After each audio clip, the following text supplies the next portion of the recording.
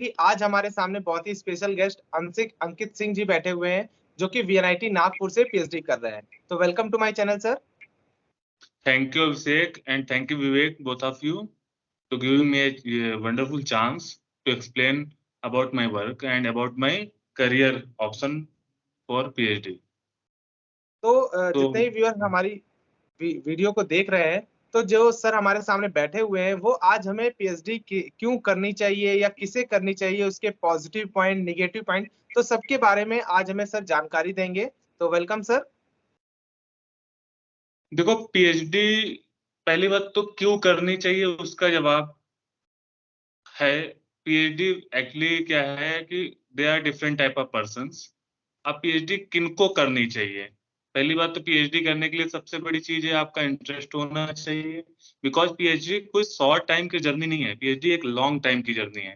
पहले आप BSc करते हैं, देन MSc करते हैं, आप MSc जैम के थ्रू कर रहे हैं, IIT NIT किस कॉलेजेस से कर रहे हैं, आइदर CMI ISI कहाँ से कर रहे हैं। देन उसके बाद आपको नेट गेट जो भी रिक्वायरमेंट होती है फॉर PhD, आइदर आप बाहर से PhD कर रहे हैं तो JRE टॉफिल आपको क्वालिफाई करना पड़ता है। तो आप देख सकते हैं कि पहले graduation, then post graduation, then competitive exam, and near 5 years PhD में आपको देना पड़ता है। तो टोटल अप्रोक्सीमेट लगभग 9 to 10 इयर्स का टाइम होता है। 9 to 10 इयर्स आपको कंसिस्टेंसी भी चाहिए, और प्लस आपका इंटरेस्ट भी होना चाहिए, क्योंकि आप किसी भी चीज में 9 to 10 इयर्स तभी वर्क कर सकते हैं जब आपका इंटरेस्ट हो। ओके, अदरवाइज ये चीजें बोरिंग फील होने लगेंगी। दूसरी चीज ये है कि आज के जनरेशन में क्या है, बच्चों को जल्दी अर्निंग चाहिए होती है। कुछ लोग फाइनेंशियली नहीं अच्छे होते हैं, कुछ लोग 10 साल तक वेट नहीं कर सकते क्योंकि उनको अपने फाइनेंशियल इशूज भी होते हैं, लाइक फैमिली इशूज भी होते हैं। तो सबसे पहले तो PhD उनको करनी चाहिए जो मेंटली फ्री है, फाइनेंशियल थोड़ा स्टेबल है। सपोज फाइनेंशियल स्टेबल नहीं है तब भी चलो PhD में हमें स्टाइपेंड मिलती है, अगर आप अच्छे से कर रहे हो तो कर सकते हैं। लेकिन फिर सेकंड क्वेश्चन यही आता है कि PhD का व्हाट विल बी आउटपुट। आज के 4-5 साल पहले क्या होता था, 5-6 साल पहले आपने PhD किया है एंड देन इजिली आपको जॉब्स मिल जाती थी। But this time era is changed, because आज के समय में PhD लाइक आपने कहाँ से कर रहे हो। पहले इंडिया में क्या है, फॉरेन में अलग पॉलिसीज हैं PhD के रिगार्डिंग, इंडिया में अलग पॉलिसीज हैं। इंडिया में सबसे ज्यादा मैटर कॉलेज करता है, टैग करता है, लेकिन फॉरेन में सबसे ज्यादा मैटर काम करता है। जैसे आप कहीं PhD करने के बाद इंटरव्यू पे गए हैं, तो आपका सबसे मैटर करता है टैग, आपने किया कहाँ से है, किसके अंडर में किया है, देन आपका वर्क आता है। तो जॉब मिलने में सबसे ज्यादा टैग का असर आता है। तो अब सपोज करो आप PhD बहुत अच्छे इंस्टीट्यूट से ना करके मीडियम लाइक NIT से कर रहे हैं, now that IIT also in lower IIT is also in मतलब मीडियम लेवल। तो आप अदर स्टूडेंट जो कि बहुत अच्छे IIT या CMI ISI इनसे करके आए हैं, HRI करके आए हैं, तो आपका वहाँ टैग का लेवल, टैग का इशू आएगा ही आएगा। आजकल क्या है कि वैकेंसीज भी उतनी नहीं है गवर्नमेंट के पास जिसमें कि हर बच्चे को वैकेंसीज मिल सके। तो इस वजह से अब PhD के बाद भी आपको स्ट्रगल करना पड़ेगा थोड़ा, आपको फर्दर रिसर्च में जाना पड़ेगा, पोस्ट डॉक करना पड़ेगा, वेट करना पड़ेगा। अगर आप फाइनेंशियली स्टेबल हैं घर की तरफ से एंड आपके पास टाइम है आराम से, देन आप PhD में जाओ और पूरा इंटरेस्ट के साथ करो। आपके आपके पीछे ये मतलब नेगेटिव पॉइंट ये नहीं होना चाहिए कि जैसे आपके लिए डर बना हुआ है। अगर आपके दिमाग में डर बना हुआ है कि अब 5 साल बाद क्या करूंगा PhD हो जाने के बाद, क्योंकि PhD हो जाने के तुरंत बाद कहीं जॉब नहीं मिलती है, आपको अप्लाई करना पड़ता है, आपको फिर संघर्ष झेलना पड़ता है। जैसे PhD वाली लाइन में आपका ग्रेजुएशन हो गया तो काम खत्म नहीं हुआ, देन अगेन कॉम्पिटेटिव एग्जाम झेलना है। उसके बाद MSc में आ गए, वहां पे भी काम खत्म नहीं हुआ, देन अगेन नेट हो गया, गेट हो गया, JRE हो गया, टॉफिल हो गया, फिर इनको क्वालिफाई करना है। देन PhD भी हो गई तो फिर वहां पे भी मतलब आप वो नहीं हुए कि दैट्स ऑल, कि अब everything is okay. After that आपको फिर से आपको जॉब के लिए स्ट्रगल करना ही करना है। तो एक जो एवरेज बच्चा होता है, सपोज मिडिल क्लास फैमिली हो गए, तो सबका यही होता है कि मैं 10 साल अगर किसी भी उसमें दे रहा हूं तो एट द एंड मुझे इजीली जॉब मिल जाए, इजीली जॉब मिल जाए। लेकिन जब हम 10 साल पहले पीएचडी का सपना देखे होते हैं तो टाइम दूसरा होता है। उस समय पीएचडी के बाद, लेकिन आप जब 10 साल करने के बाद उस स्टेज में पहुंचते हैं तो आप देखते हैं कि एरा चेंज हो गया है। अभी पीएचडी वाले स्टूडेंट्स भी बहुत ज्यादा हैं, नंबर ऑफ वैकेंसीज भी कम है। बट पीएचडी का जो मेन बेनिफिट्स है वो, पीएचडी में जो व्यक्तित्व का फायदा होता है, व्यक्तित्व का डेवलपमेंट होता है, एक इंसान का व्यक्तित्व का डेवलपमेंट कैसे होता है मैं बताता हूँ। सपोज करो, दो इंसानों को कंपैरिजन मैं करता हूँ। एक इंसान ने बीटेक किया, 20-22 साल की उम्र में उसने जॉब ले लिया, प्लेसमेंट ले लिया, तो अब उसकी लाइफ क्या बची है? वो कंटिन्यूअसली अब जॉब कर रहा, अर्निंग पे ध्यान दे रहा है एंड रिस्पॉन्सिबिलिटीज पे ध्यान दे रहा। तो उसको अपने पर्सनल पर्सनल डेवलपमेंट जो होता है, अपना लाइक स्पिरिचुअल डेवलपमेंट होता है, उससे सोचने का टाइम नहीं मिलता है कि अब मतलब व्हाट इज अबाउट लाइफ, कभी नहीं सोचता है वो। लेकिन जब हम पीएचडी कर रहे होते हैं तो पढ़ाई के साथ साथ एक्चुअली हम क्या होता है, सोशल से थोड़ा डिस्कनेक्ट रहते हैं, कॉलेज लाइफ जी रहे होते हैं, एक स्पिरिचुअल थिंग्स अपने आप थोड़ा बहुत इनबिल्ट होने लगती है, तो हमें सोचने का टाइम मिलता है थोड़ा सा लाइफ के बारे में, थोड़ा सा हमारा माइंड ब्रॉड हो जाता है, थोड़ा हम दूरदर्शी हो जाते हैं, थोड़ा हमारा दृष्टिकोण भी बदल जाता है कि हम अच्छे से चीजों को समझ पा रहे होते हैं, देख पा रहे होते हैं, क्या फायदे हैं क्या लॉस हैं, उनको हम जज कर पा रहे होते हैं सेम टाइम पे। तो इससे हमें पीएचडी करने में टाइम अच्छा मिलता है, नॉलेज अच्छा मिलता है, अच्छा डेवलपमेंट भी अगर बच्चा चाहे कर सकता है। बस लॉस एक है कि इतना टाइम देने के बाद अगर आपको करियर की सिक्योरिटी नहीं, प्रॉब्लम वहां आती है। पहली बात तो आप किसी भी चीज में 10 साल देंगे तो आप यही एक्सपेक्ट करते हैं कि एट द एंड आपको एक अच्छी जॉब होनी चाहिए। तो ये मेन है।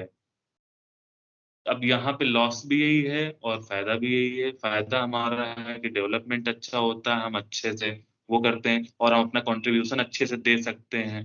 तो पीएचडी करने के लिए सबसे बड़ी चीज होता है आपके पास कंसिस्टेंसी होनी चाहिए, आप मेंटली फ्री होने चाहिए और आपका इंटरेस्ट होना चाहिए, तभी आप पीएचडी में आइए।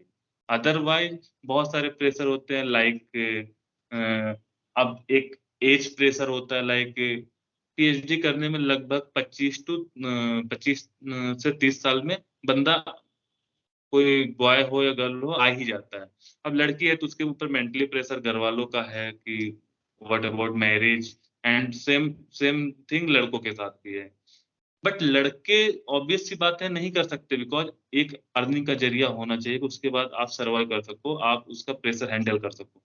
तो एक 30 साल में पहुंचने के बाद आपका शादी का इशू आएगा ही आएगा, एंड उसके बाद फैमिली प्रेशर्स आएंगे, एंड उसके बाद भी अगर आपके हाथ में जॉब नहीं है एक कोई अच्छी, तो वहां पे मेंटल प्रेशर आते हैं। तो इसमें क्या है, आपका लाइफ का भी थोड़ा सा डिसबैलेंस होता है, तो अगर आपके पास जॉब नहीं है। पीएचडी में आखिरी सवाल ये आता है, पीएच सब कुछ कर लिया, क्योंकि एक सिंपल सा बच्चे का क्या फंडा है, वो अपनी मेहनत कर सकता है। ना तो उसको पॉलिटिक्स आती है, ना तो उसको झूठ बोलना आता है, उसको क्या आता है, सिर्फ पढ़ाई करना आता है, जो पीएचडी में जा रहा होता है। एट द एंड अगर उसने 10 साल पढ़ाई की है तो फिर उसका थोड़ा विल पावर भी वीक हो जाता है एज बढ़ने से, कि वो दोबारा से फिर से स्ट्रगल करे जाके। लाइक अगर आप पीएचडी करने के बाद आईआईटी एनआईटी इनमें पढ़ाने जा रहे हो तो ओके। बट आजकल क्या है कि अगर आप एनआईटी से पढ़े हुए तो किसी एनआईटी में जॉब नहीं मिल रही है, क्योंकि आप सेम कॉलेजेस से पढ़े हुए, अगेन वो लोग आईआईटी या उससे हायर कॉलेजेस को ही, मतलब वाले बंदों को ही वो करते रिक्रूट करते हैं आपके कंपैरिजन में। तो अब सपोज करो मैं कहा, हाँ बंदा वो रिक्रूट करते हैं तो आपकी पॉसिबिलिटीज बहुत पीछे आ जाती है कि आपका सिलेक्शन होने का क्या चांसेस है।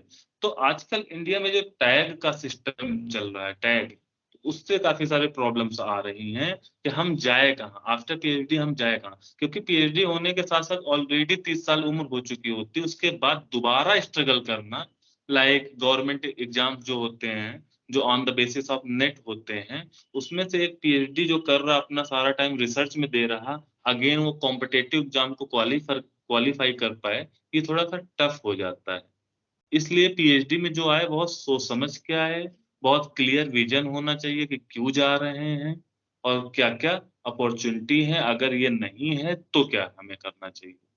Otherwise there are many options like बहुत सारे बच्चे आईएएस की प्रिपरेशन कर लेते हैं। वो ऐसा सोचते हैं कि जब हमें 10 साल पीएचडी में देने हैं, पीएचडी वाले करियर में, like after graduation minimum 7 years आपको देने ही है, तो क्यों ना हम 2-4 साल आईएएस की प्रिपरेशन करके हम उधर गवर्नमेंट जॉब ले लें। मतलब there are different different career options also. तो केवल आजकल बच्चों का ज्यादातर क्या हो रहा है कि स्कॉलरशिप के बेसिस पे आ जा रहे हैं। 35,000 मिल रहा है, तो चलो 35,000 5 इयर्स मिलेगा, तब का तब देखा जाएगा 5 साल बाद। बट होता यूं नहीं है, ये 5 साल कैसे निकल जाते पता नहीं चलता है। But after 5 years same question कि after PhD what you have to do. Ji.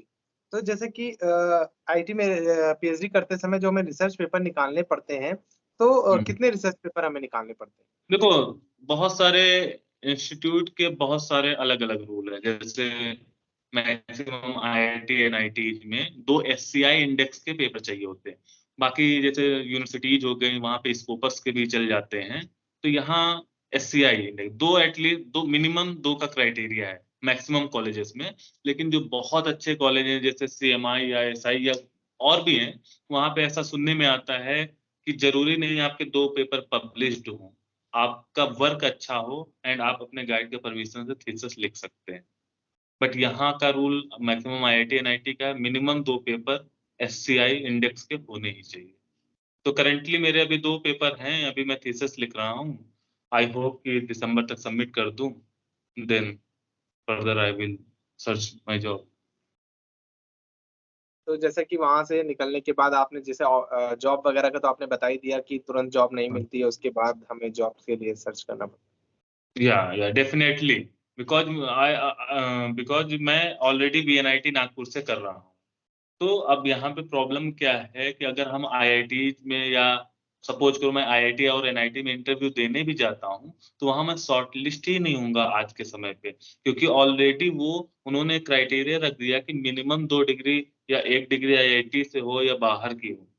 Like person, मतलब कुछ स्टूडेंट बाहर जाके करके आते हैं, तो उनको प्रायोरिटी जब पहले दी जाती है। तो अब आप सोचिए, जब आपको प्रायोरिटी ही नहीं जा रही है आईआईटी एनआईटी में, तो आपके पास ऑप्शंस क्या बचते हैं? इससे लोअर कॉलेज या फिर कॉम्पिटिटिव एग्जाम्स, गवर्नमेंट कॉलेज।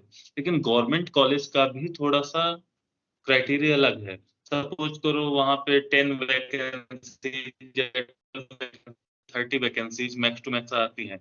वो भी कब आती हैं? 2 साल बाद, 4 साल बाद ऐसे आ रही हैं। तो एक पर्सन केवल उन 10 वैकेंसीज के लिए 2 साल कंटिन्यूअसली मेहनत नहीं कर सकता है, सब कुछ छोड़ छाड़ के। क्योंकि उसका लिविंग कैसे चलेगा, उसका रोजी रोटी कैसे चलेगा डेली का। तो आजकल ये समस्याएं बहुत सारी आ रही हैं, क्योंकि number of PhD candidates already काफी बढ़ चुके हैं इन कंपैरिजन ऑफ रिक्रूटमेंट्स। है। तो सर बहुत बहुत थैंक यू, आपने इतने सारे पॉजिटिव और नेगेटिव पॉइंट बताए हमें पीएचडी के। हालांकि जिससे भी इंटरव्यू करो तो सब नॉर्मली ही बताते हैं पीएचडी अच्छी है, करिए यहाँ से करिए, स्टाइपेंड मिल जाती है। सब ऐसा कुछ नहीं बताते कि नहीं, हाँ, स्टाइपेंड तो मिल जाता है। स्टाइपेंड देखो, वही मैं कह रहा हूँ। अब देखो, मैं और एक 2-3 पॉइंट रखना चाहता हूँ। अब सपोज को जैसे स्टाइपेंड मिल गया है, अब बच्चा क्या होता, सोशली डिस्कनेक्टेड हो गया।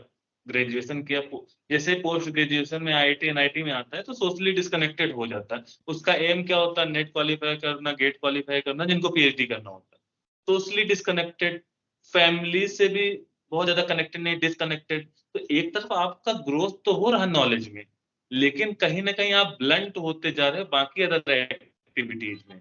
आपकी फिजिकल एक्टिविटीज भी थोड़ा सा स्लो हो जाती हैं। आप बाहर से टचअप नहीं रहते हैं, आपका सिर्फ ओनली काम होता है रिसर्च रिसर्च रिसर्च।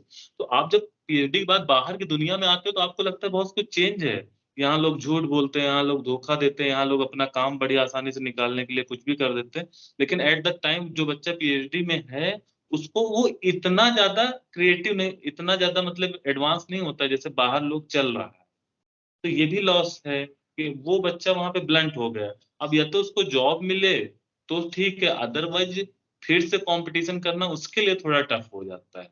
अब जो बहुत अच्छे पीएचडी में हैं, जिनका रिसर्च बहुत अच्छा है और रेफरेंसेस बहुत अच्छे हैं, अब पीएचडी के बाद देखो, एक ये भी करियर ऑप्शन है कि आप बाहर चले जाओ, बाहर चले जाओ पोस्ट डॉक के लिए।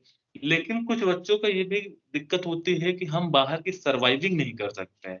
अब किसी दूसरे देश में जाके रहना नॉट ए मतलब ईज़ी टास्क है। वहाँ रहना मतलब आपको अंदर से भी तो अच्छा लगना चाहिए। अगर आप अंदर से अच्छे नहीं लग रहे हैं, अंदर से अच्छा नहीं फ़ील कर रहे हैं, तो कैसे आप फर्दर रिसर्च करेंगे?